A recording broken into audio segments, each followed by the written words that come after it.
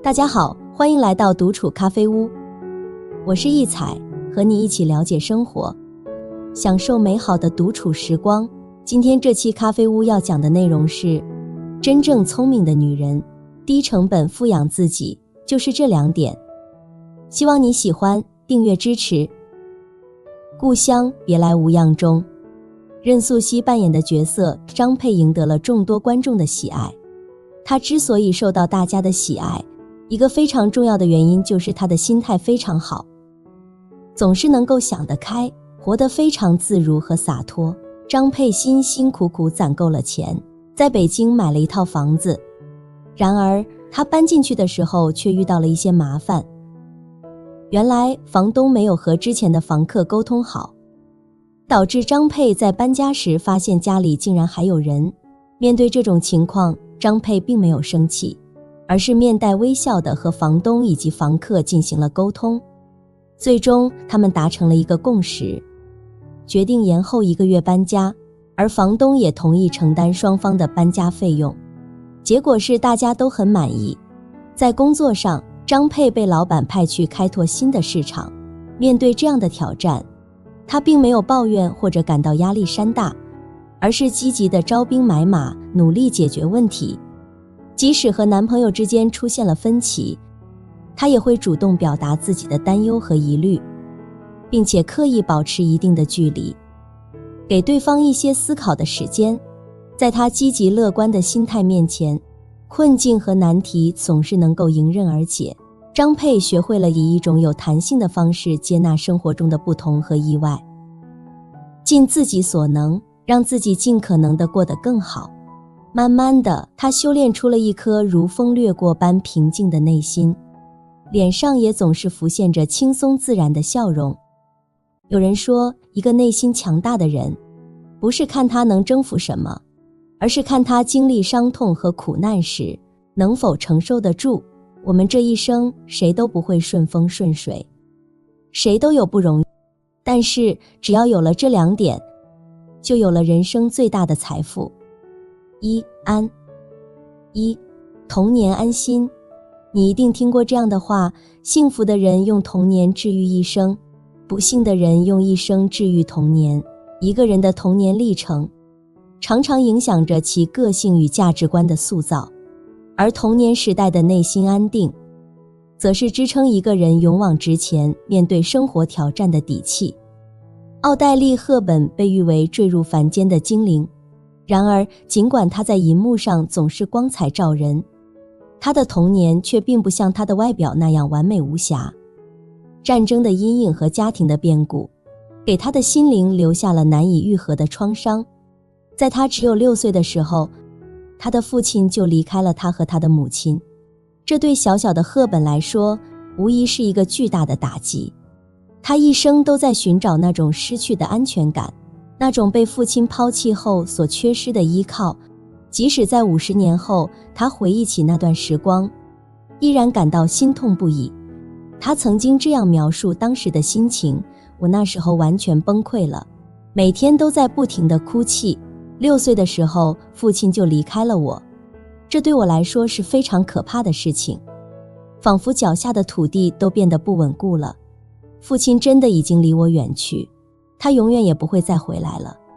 这种不安和缺失感一直伴随着赫本，影响着他的爱情、友情和亲情。他用尽一生去寻找内心的平静和安全感，努力为自己的儿子创造一个幸福的童年，同时也不遗余力地帮助世界各地需要帮助的儿童。他的一生似乎都在试图安慰那个藏在自己内心深处，那个永远6岁的小女孩。同样有着类似经历的还有林徽因，这位才华横溢的女建筑师和诗人。她的童年同样充满了阴影和痛苦。她的父亲林长民虽然温和慈祥，但他的母亲却严厉而敏感。特别是在父亲再婚后，有了4个弟弟，母亲变得更加易怒和焦虑。为了获得父亲的关注和爱，林徽因不得不更加努力地表现自己，小心翼翼地在父亲和母亲之间寻找自己的位置。这种痛苦和压抑成为了他童年的底色，也成为了他一生中无法抹去的阴霾。拥有一个幸福和安心的童年，对于一个人来说是非常宝贵的财富。这样的童年能够让人内心充满力量，即使在未来的人生道路上遇到各种困难和挫折，也能够保持坚定和自信。那些在童年时期感到安心的人，往往相信自己值得拥有更好的东西。他不会急躁，也不会慌张，而是从容不迫地面对生活中的各种情况。童年安心的女人，懂得珍惜人生中的每一次相遇，无论是与朋友、家人还是陌生人，她都会用心去感受和体验。她也会品味人生中的每一份馈赠，无论是成功还是失败，快乐还是悲伤，都视为成长的一部分。因此，在漫长的人生旅途中，她能走得稳重而自得其乐，无论遇到什么风雨，都能够泰然处之。2. 中年安稳。孔子说，君子有三戒，及其壮也，血气方刚，戒之在斗。人到中年，大多数人都肩负着照顾年迈父母和抚养年幼子女的责任。每天的生活充满了各种各样的琐事，在这个阶段，人们更加渴望生活的安稳。以笨拙著称的曾国藩说，平稳二字即可完，盖天下之事，为平则稳，行险亦有得的，终是不稳。故君子居易。对于中年人来说，这种安稳的生活状态往往是可遇而不可求的。正因为如此，它才显得尤为珍贵。铁娘子董明珠的故事一直被人们传颂，被看作是女强人的典型代表。董明珠出生在一个普通的家庭，最初在一家国有企业里过着平凡的生活。然而，在她30岁那年，命运发生了转折，她的丈夫不幸因病去世，这让她失去了生活中的依靠。面对生活的巨变，董明珠没有选择退缩，而是勇敢地辞去了工作，离开了年幼的儿子，独自一人前往珠海。她在那里没有任何背景和人脉，但她没有放弃，而是每天晚上坚持刻苦学习，阅读了卡耐基传、营销之道等书籍。董明珠深知，为了养活孩子和自己，销售提成对她来说至关重要，因此她必须更加勤奋努力。有一天，她的上司故意给她出了一个难题，让她去追讨一笔公司已经追了1年都没能要回来的42万元巨债。每次她上门讨债，面对的都是别人的嘲笑和侮辱，但她始终没有放弃。凭借着坚韧不拔的毅力和不懈的努力，她最终创造了在短短40天内追回42万元的奇迹。从那以后，董明珠的人生发生了翻天覆地的变化。她从一个普通的女人成长为后来人们所熟知的铁娘子。只有自己变得强大，才能获得真正的安稳。人与人之间的关系，往往建立在相互帮助和支持的基础上，而不是单方面的付出。因此，明智的中年女人不会拒绝彼此之间的依靠，而是学会了在依靠中变得更加强大和独立。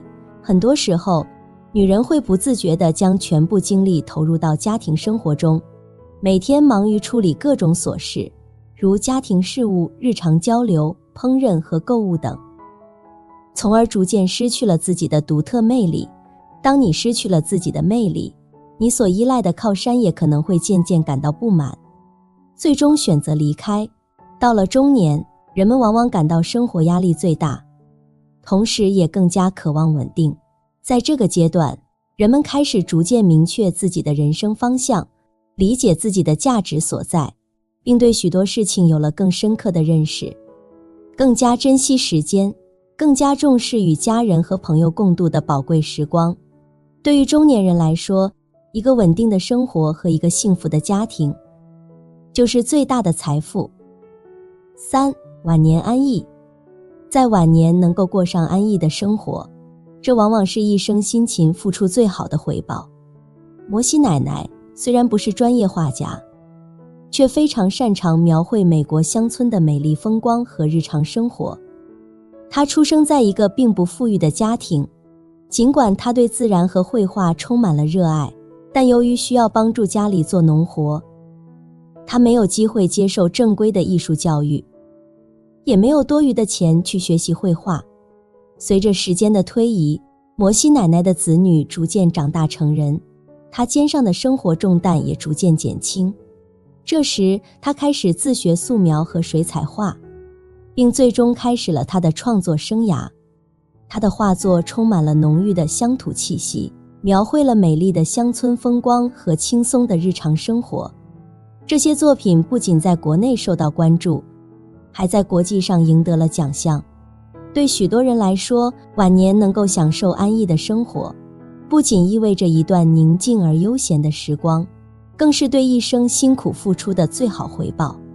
就像摩西奶奶一样，她一生辛劳，直到晚年才放下生活的重担，开始过上属于自己的生活，享受自己辛勤努力的成果，体验生活的美好与幸福。摩西奶奶用自己的人生经历告诉我们，人到晚年并不意味着生活的终结，反而是一个新的开始。年轻时未能实现的梦想，中年时不得不咬牙坚持的重担，所有这些在晚年安逸的时光里都得到了应有的回报。人生总是充满了无限的可能和希望，即使年纪大了，我们依然可以为自己设定新的目标，规划自己最向往的生活方式，让剩下的时光变得更加充实和有意义。有一句老话说得好，不要为打翻的牛奶哭泣。无论年轻时遭遇过怎样的挫折和伤害，无论中年时遇到过什么样的艰难和困境，到了晚年，我们应当学会放下过去，享受当下的安逸生活。毕竟过去的已经无法改变，但未来仍然充满希望和机会，开始属于自己的新生活，无论何时都不算太晚。2. 速减。前段时间，我为一位朋友庆祝他即将到来的35岁生日。那天，他选择了一件纯色的长款连衣裙，简洁大方的款式让她看起来格外优雅。这与他以往喜欢的鲜艳夺目、充满个性的打扮风格，形成了鲜明的对比。我忍不住好奇地问他，为什么突然之间改变了穿衣风格？他深深地叹了口气，感慨万千地说道，他自己也不太清楚究竟是怎么回事，但最近总觉得以前那种华丽浮夸的装扮已经不再适合自己了。他越来越喜欢简单朴素的穿着，觉得这样的打扮更能让他感到舒适和自在。朋友的变化让我想起林清玄散文中的一句话，几乎所有白色的花都很香，越是颜色艳丽的花，越是缺乏芬芳。女人同花越是耗费成本，把自己打造得光鲜亮丽，越是缺乏内涵。而真正活得厉害的女人，早就知道生命的极致是素与简，开始低成本富养自己。1. 妆容速减。有位资深化妆师将妆容分为3个等级。最拙劣的化妆术是为了掩盖缺点而刻意涂抹，但却让人失去自身特点。好一点的化妆术是把人的面部优点凸显出来，让人显得更夺目。而最高级的化妆术则只有2个字：自然。真正的美丽并不需要浓妆艳抹，而是来自于内心的丰富和坚强。那些不靠浓妆来装饰自己的女人，她的美在于气质，在于从内心散发出自信的光芒。在娱乐圈中，演员吴越就是这种自然美的代表。她从不担心向大家展示她真实的面容，也不需要用怪异的服装来吸引别人的注意。在没有拍戏的时候，她几乎都是素颜，穿着简单朴素。即使在拍戏时，她的妆容也总是很淡，只是为了符合角色的需要。她不害怕变老，也不太在意别人对她外貌的评价。她曾经说过，真正美好的日子是那些即使没有了胶原蛋白和华丽外表，也依然感到快乐的日子。在别人因为外貌而焦虑的时候，她选择去旅行、画画、参观展览，生活的从容不迫，浑身散发着一种宁静的气质。岁月似乎没有在她身上留下太多痕迹，她的容貌看起来比实际年龄年轻许多。在她30岁的时候，她在电影《菊花茶》中扮演了一个年轻纯真的女主角，清新自然。到了40岁，她在电视剧《假如生活欺骗了你》中扮演了一个20岁的舞蹈演员，看起来毫无违和感。到了45岁，她在电视剧《我的前半生》中与比自己小11岁的雷佳音演对手戏，也毫无障碍。52岁的她作为颁奖嘉宾出席了第29届白玉兰奖的典礼，穿着一件白色的修身长裙，显得知性而优雅，充满了美感。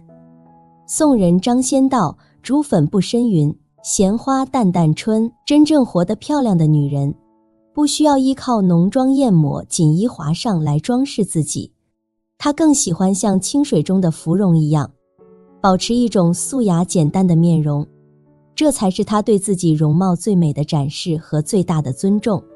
每个人都是独一无二的存在，与其在容貌造型上过分精雕细琢，不如遵循本真的自我，把时间用在提升自身内涵上。当你能够坦然面对自己的外表，你内心的从容与自信会自然流露出来，这样无论走到哪里，你都会散发出一种独特的魅力，让人无法忽视。2. 社交速简。在2011年的一天，杨绛突然接到了钱钟书弟弟打来的电话。电话接通后，对方非常关心地问：您的100岁寿辰快到了，您打算怎么庆祝呢？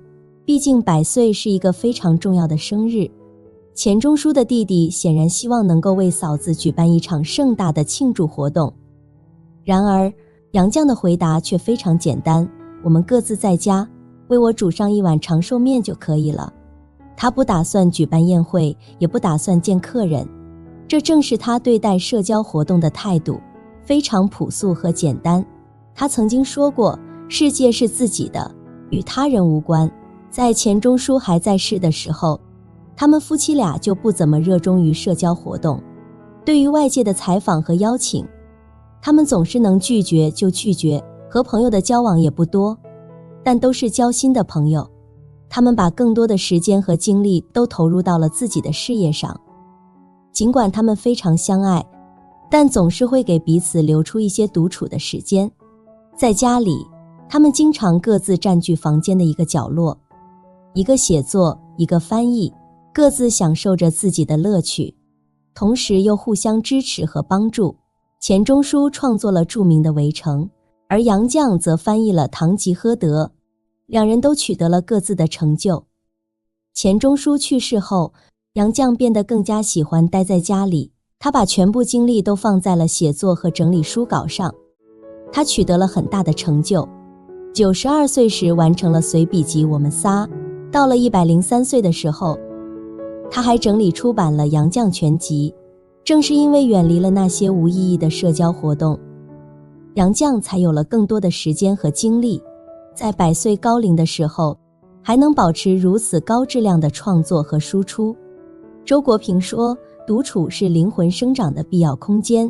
在独处时，我们从别人和事物中抽身出来，回到了自己。在我们年轻的时候，常常会有一种想法，认为成长就意味着要融入到周围的人群中去，从他们那里获得力量和支持。然而，随着我们经历的事情越来越多，我们开始逐渐明白，真正的成长往往是从独处开始的。在独处的时光里，我们有机会更好地认识自己，提升自己的能力和素质，最终实现自己的人生目标。真正聪明的女人早就学会了如何筛选自己的社交圈子，不再浪费时间在那些没有意义的社交活动上。当我们开始向内寻求，倾听自己内心的声音，专注于个人的成长和发展，我们就能不断地提升自己，最终达到一个更高的层次。3. 欲望速减。有人说，没有比放纵欲望更大的罪过，没有比永不知足更大的祸患。欲望是将人们拖入自我毁灭深渊的罪魁祸首。那些被欲望冲昏头脑的人，最终往往要为自己的过度渴望付出沉重的代价。拥有再多的豪宅，其实我们每晚只需要一张能安稳睡觉的床；拥有再多的良田，我们每天也只是需要3餐来维持生命。其实人的基本需求并没有那么多，如果我们能够学会知足常乐，就能摆脱那些无休止的欲望束缚，从而获得心灵上的自由。三毛是一个非常懂得满足的女人，尽管她生活在资源匮乏的撒哈拉沙漠，她却能够把那里的艰苦生活过得像一首优美的诗。她住的房子非常简陋，小得可怜，墙壁是用空心砖砌成的，到处都有缝隙，让风和沙子可以轻易地吹进来。水泥地面也是坑坑洼洼的，看起来非常破旧。周围的环境同样糟糕，他的房子正对着一个巨大的垃圾场。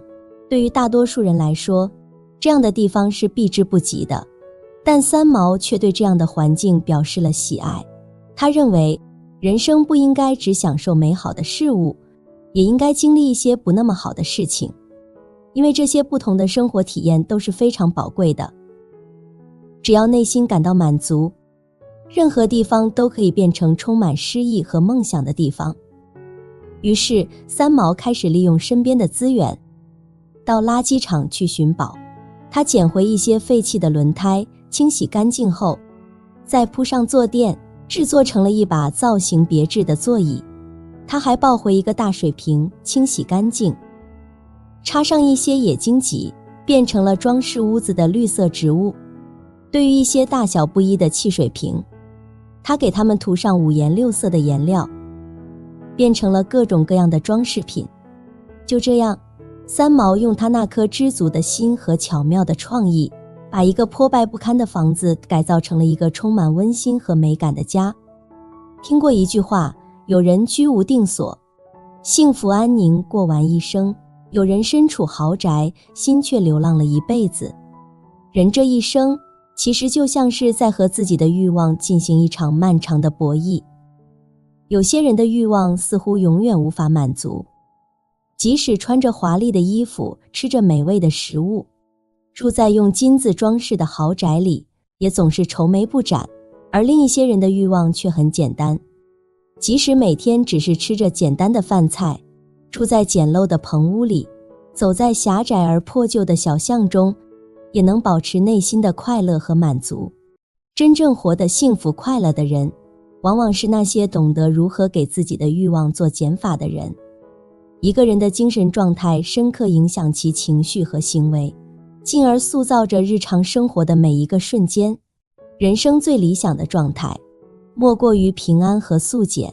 安心的童年，为一个人的一生赋予了最宝贵的财富和最恒久的温馨。安稳的中年，赋予人们在复杂世界中勇往直前的自信。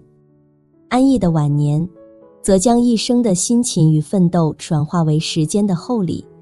淡雅的妆容培养出深邃的气质，简化的社交圈使我们能更专注于事业，摒弃过多的欲望，保持心灵的纯净与简单，我们便能逐渐领悟幸福的真意。每个人都在追求这样的幸福，愿你我都在通往幸福的路上，穿越风雨，眺望彩虹。好了，这期咖啡屋到此就分享完了。如果内容对你有所帮助，或者看后有所醒悟，麻烦你订阅和分享给身边的朋友。欢迎留言和投稿，在咖啡屋与我们一起学习别人的最好，遇见更好的自己。我们下期节目见。